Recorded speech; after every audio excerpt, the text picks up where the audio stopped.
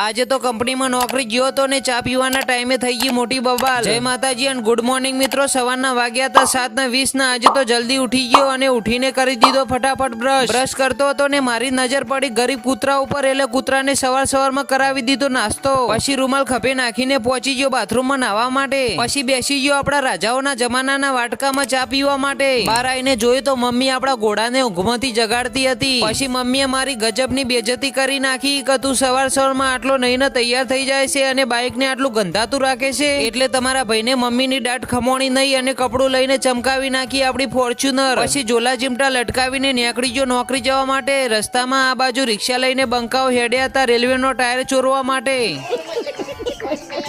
પછી થોડો આગળ પહોંચ્યો ને કંપનીના 2 કરોડપતિ છોકરા ચાલીને જતા હતા, એટલે તમારા ભાઈએ દયા ખાઈને 2 જણાને બેહાડી દીધા। પછી સોજે 5 વાગે ને હું ને મારો ભાઈબંધ 2 જણા નીકળી ગયા આપણા ડુગડુગિયા ઉપર ઘેર જવા માટે।